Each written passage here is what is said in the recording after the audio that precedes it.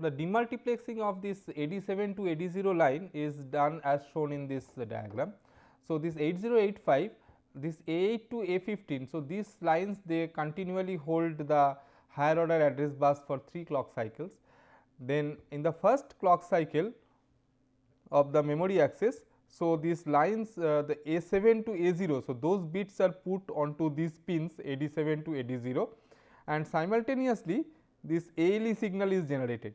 So, externally we use an 8 bit latch to store the values of A7 to A0 into this latch, and from this latch these lines A7 to A0. So, we get a clear value here, because after the first clock cycle this ALE signal will be taken off. As a result, whatever value that was latched here in the first clock cycle, they will remain here for the remaining 2 clock cycles. So, you get a clear A0 to A7 value here. So, this A8 to A15 is there for 3 clock cycles, and A0 to A7 is also there for 3 clock cycles. And now, the memory getting this the 16 bit address. So, it can generate this value, the memory location content in D7 to D0, and it will be connected to the data bus line. So, that way this or if it is that the memory, the processor is trying to write something. So, it can put the values of D0 to D7 onto the data bus onto these multiplexed pins now, but ALE is not generated. So, it will be available on this D0 to D7. So, the ALE operates as a pulse during the clock cycle T1, the first clock cycle, and we will be able to latch the address, and then when the ALE signal goes low, the address is saved in this AD7 to 0 line, and that can be used for their purpose as bidirectional data line. So, we can use this after it has been latched. So, this part is free to act as the data bus. So, the overall picture. So, how does it look like? So, the memory and this processor 8085 like that. So, from 8085, so we have got, suppose we have got a memory chip which is 1 kilobyte chip. So, this memory chip is there are 1 kilo location, and each location is 8 bit wide, fine. So, since it is 1 kilobyte memory, so that means I need 10 address lines to access individual locations within this chip. So, it is A0 to A9. So, they are actually needed for accessing this particular memory, because this memory has got 10 bit address line. So, out of that say this A0 to A7 will come from this latch, and here A8 to A15 are going. So, from there I need to connect A8 and A9. So, those 2 bits will be coming from here, 8 bits will come from here, totally making it 10 bits here, A0 to A9 they will come here. The remaining lines A10 to A15, they will be fed to some chip selection logic circuitry. So, as we have discussed in that memory interfacing classes, there we can have some sort of decoder by which we can generate appropriate chip select signal for this chip. So, whatever be the address range in which we want to put this chip, accordingly we can connect this decoder output to the chip select line of the chip of the memory chip. So, accordingly in that address range, so this memory will get selected. Now, as far as this AD7 to AD0 line is concerned, so this is bidirectional. So, though it is not shown here explicitly, but this is a bidirectional line because the data bus is also there. So, this AD, so initially this A0 to A7 will come here, the latch will latch it, so that you will get it here, but the data bus will be connected this D0 to D7 line. So, you will get you can think that I am getting a clean data bus line here, because the address bus has been separated out at this point. So, this is straightway connected to the data bits of the memory chip. Okay. So, and also we need to access this chip when it is doing a memory read operation or a memory write operation. Accordingly, this RAM chip, so it has got a read bar control and a write bar control. If you are trying to read something from the memory, then this read bar line should be made 0. If you are trying to write something onto this memory, then this write bar line should be made 0. How these lines are generated? So, these are generated by doing this read bar and IOM bar. So, these 2 lines are inverted and then it is NANDed. So, accordingly we get the memory read bar line. So, that will go to the read bar connection here. Similarly, this write bar line and this IO M bar line, so when they are NANDed, they are inverted and then NANDed, and then that generates this memory write bar signal, and that goes to the write bar line of the memory. So, this way this chip can be interfaced with the 8085 processor. So, if you have got multiple such chips, then this chip selection circuitry will become more complex. Accordingly, a number of chip select signals will be generated and they will be given to various processor, various memory chips. Next, we will look into the instructions of 8085. So, as to use any microprocessor, we need to understand a few things. The first one we have already seen is the set of general purpose registers that the processor supports, that B, C, D, H, L in case of 8085. So, that is one thing. Second thing that we need to know is the set of instructions. Okay. So, what are the instructions that are supported? So, these two things taken together is known as the processor programming model, or PPM in short. So, processor programming model. So, whenever I am coming across a new processor, a new microprocessor, so I should try to learn what is the processor programming model for this microprocessor. And once I know that, I will know about the resources that I have, I will know the instructions that I have in my hand, and accordingly I can write down the programs for that microprocessor. So, since 8085 is an 8-bit device, it can have only 2 power 8 instructions. However, we have already seen that it uses only 246 combinations, and that represents a total of 74 instructions only, and most of the instructions have more than one format naturally. So, 74 instructions and they are using 246 combinations. So, naturally each instruction may have more than one format. Okay. And if you do a grouping of the instruction, they can be grouped into 5 different categories: data transfer, arithmetic operation, logic operation, branch operation, and machine control operation. So, data transfer operations, so they will talk how to transfer data between CPU registers, between memory locations, between CPU register and memory locations, like that, how the data can be transferred from one position, one storage to another storage. Okay. One storage location to another storage location. Then the arithmetic operation, they will tell the arithmetic operations that we can do. Logic operations will be talking about the logic things like AND or NAND or etc. Then the branch operations, so they are actually for transferring control. Like if in a program you are trying to implement a loop, or you are trying to implement an if then else type of structure in an assembly language program, then you will need these branch operations, in which you have to jump from one location to the other based on some condition. So, that way the branch operations will come into utility. And there are some machine control operations by which you can control the way this the processor behaves. Okay. So, we will see them later. So, each instruction can be thought of to be consisting of 2 parts. The first part talks about the task or operation that we want to perform, and this is called the opcode part. So, opcode, the word stands for operation code. So, this part tells us like what is the operation that I want to do, and the second part is called the operand. So, so what is the on which data we want to do that operation. So, that is the operand. And as we have seen that there are 246 different combinations that are supported by 8085 for only 74 different instructions. So, the 74 are the 74 different opcodes that is supported by the 8085 processor, and by looking into different type of operands that are possible, so that number reaches 246. So, for same opcode, by varying these operands, so we can get different instructions.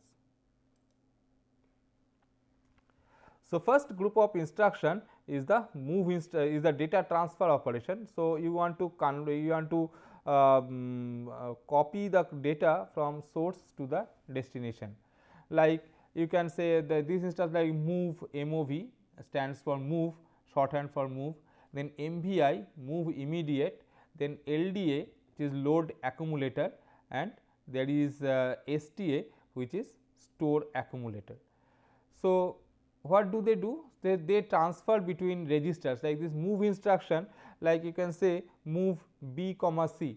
So, you can have an instruction like say move b comma c. So, what it means, the content of this C register will be moved to the B register, or you can have you can have say MVI, the move immediate B comma 1 byte can be specified, say 56. So, that means I want to move the value 56 into the B register. So, in this way I can talk about various operations that we can do in various movements that we can do in 8085. Similarly, there is this LDA and STA instructions. So, this LDA and STA instructions, so they talk about how to move values to the accumulator. Okay. So, you can from memory location, so you can load the value into accumulator. So, there is this LDA instruction is something like this LDA 1000. So, it essentially means that accumulator will get the content of memory location 1000. So, it will get the content of memory location 1000. Similarly, you have got STA, say STA 2 or 2000. So, it means that the memory location 2000 will get the content of the accumulator register. So, this way I can have this data transferred between accumulator and memory locations, or you can even there are some more instructions. So, that we will see later. So, the other registers can also be used for similar purpose for doing this data transfer from memory to CPU registers, and between registers we have got move instruction. So, so move instruction is for between memory locations and between memory location from between CPU registers or CPU register and memory, whereas LDA is for LDA and STA, these are special. So, these are with respect to accumulator only, and this MVI is for immediate. So, if you want to move some constant value to some register, so you can use this MVI instruction. The data in the source is not changed. So, all these move instructions or the load or store instruction, the source from where the data is being moved, so that is not changed. So, in some sense this is not a move, this is basically a copy operation. Okay. So, that is why it is said that it is simply a copy operation.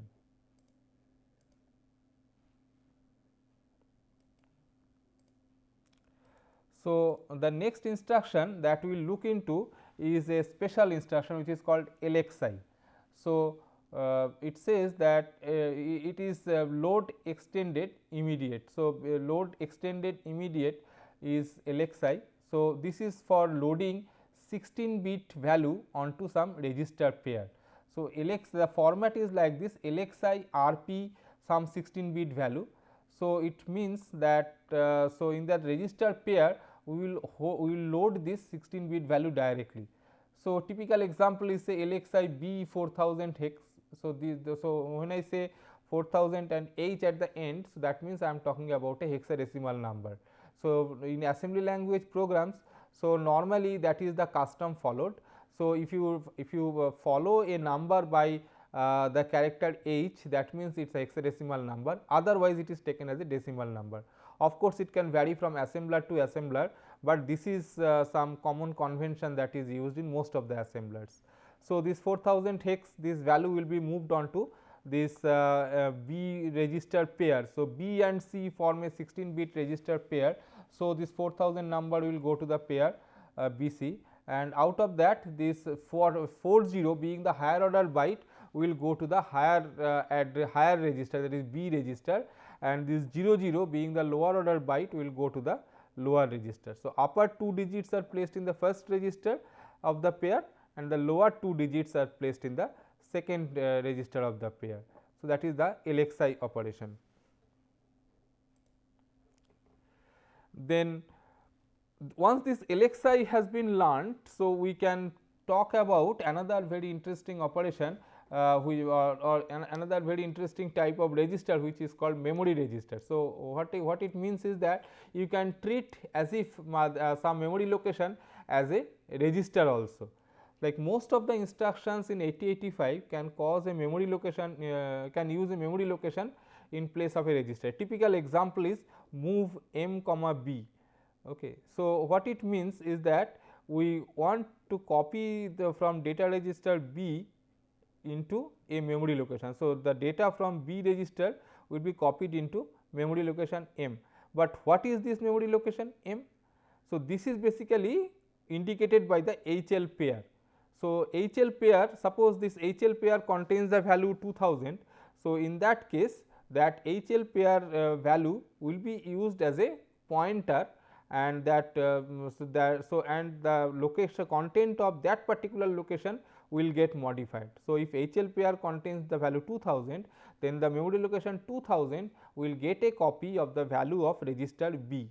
So, that way it becomes a technique by which you can implement pointers. Okay. So, you can use the HL pair as the pointer. So, apart from HL, so this HL pair is modified by that LXI H type of instruction. So, or so you can also use other registers for that. Okay. So, you can say that you can use an instruction to that LXI that move a comma m, that instruction, the previous instruction that we are talking, move m comma b, or when you are the m is the operand, then it is the HL pair which acts as the pointer. So, if you want that if you want to use some other register pair as the pointer, you can do that by using this LDAX instruction. So, LDAX RP, so this means the load accumulator extended, and whose location is pointed to by this RP. So, you can have LDAX B or LDAX D. So, that way you can say that. So, if you say LDAX B, the operation is that the accumulator will get the content of this memory location pointed to by the BC pair.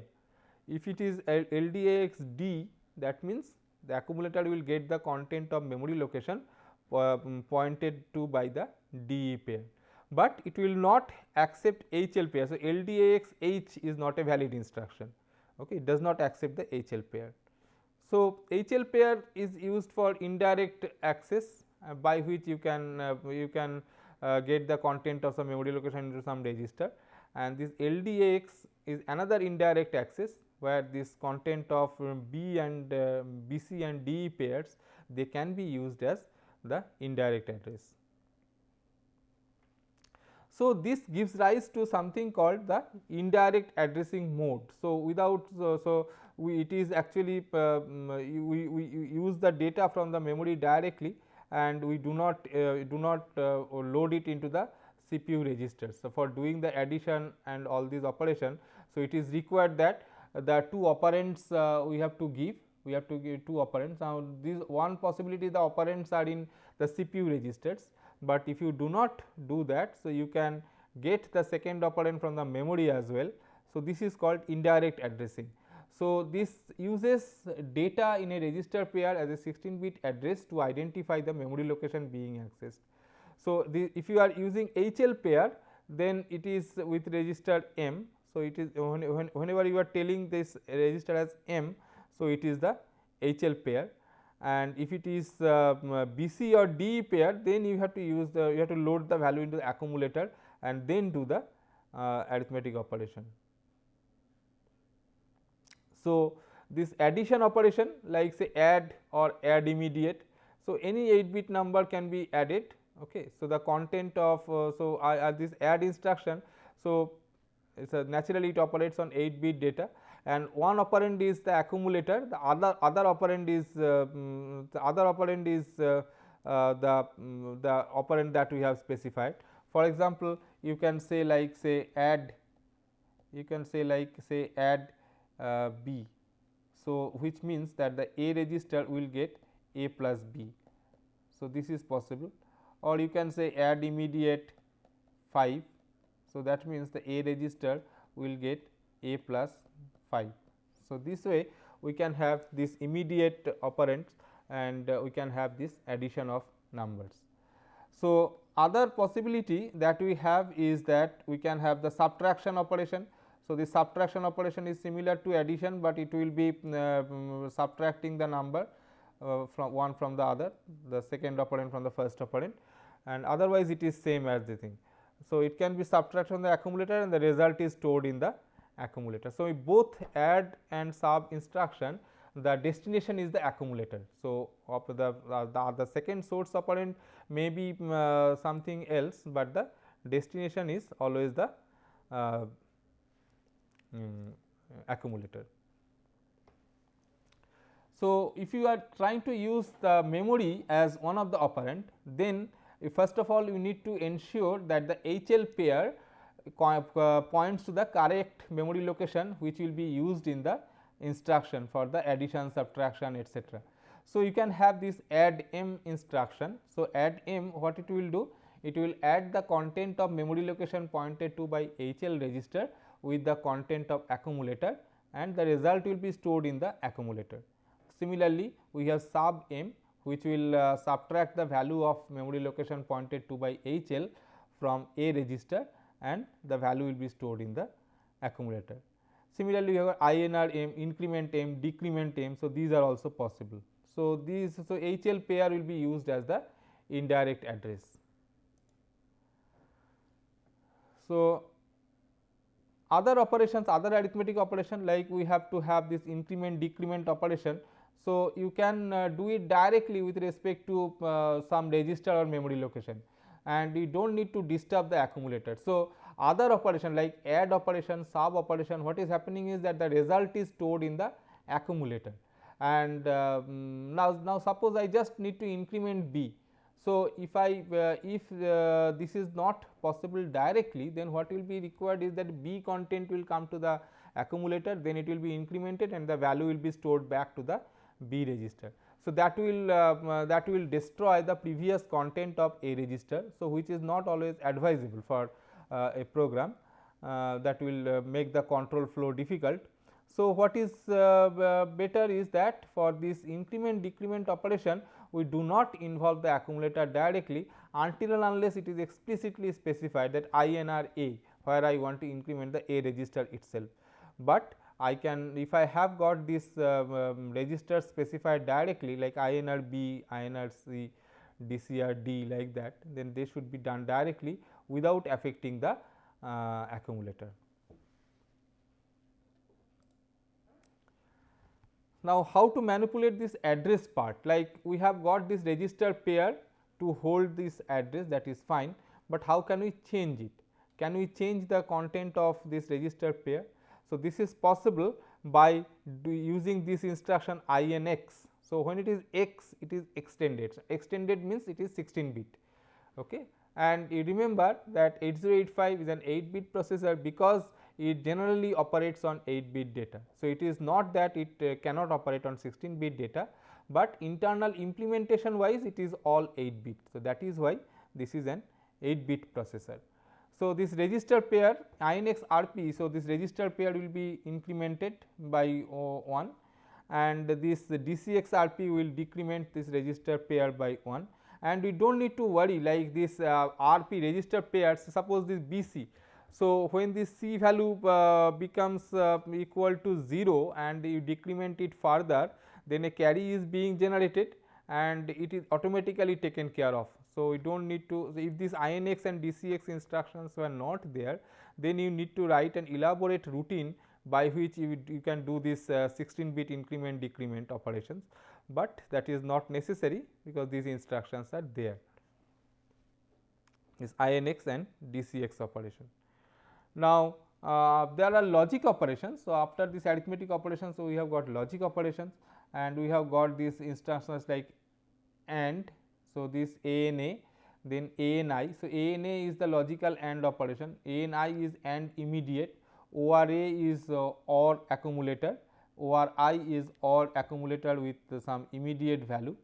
Then we have got XRA for the XOR operation and XRI for again XOR operation with some immediate operand. So, we have got this source as accumulator and we have got 8 bit number. So, that is the content of a register or content of memory location as the second operand, and the destination is always the accumulator. So, otherwise they remain same. So, another operand, the operation that is there in logic category, that is the complement. So, this complement operation, so this is ones complement of the content of the accumulator. So, it will just invert all the bits of the accumulator. So, as such, so no other operand need to be specified. So, this is 0 operand instruction, because the operand is implicit. Okay. So, this is CMA complement accumulator. So, it is a ones complement, is not twos complement. So, you should not take that if I do this I will get a negative of a number. So, it is just bitwise a logical operation, that is why it is not an arithmetic operation, it is a logical operation. So, it will be complementing the bits of individual of the accumulator register. Other logic operations, so we have got the rotate instruction. So, it will rotate the content of accumulator one position to the left or right. So, we have got two categories, one is rotate left, another is rotate right, RL and RR. Now, this when we do this rotate left, then this rotate the accumulator left, bit 7 will of the accumulator will go to bit 0 and the carry flag. So, bit 7 will go to bit 0 as well as the carry flag. So, it is RLC stands for rotate left with carry, and then this one, this RAL. So, it will also rotate the accumulator left through the carry. So, it is with carry and it is through the carry. So, in this case the bit 7 will go to the carry and the carry will go to bit 0. So, okay. So, this is RLC and RAL. Similarly, we have got RRC and RAR. RRC is same as RLC, but now it is right. So, it is rotate the accumulator right, bit 0 goes to bit 7 and the carry flag, and RAR it will rotate the accumulator through the carry, accumulator right through the carry, bit 0 goes to the carry and the carry goes to bit 7.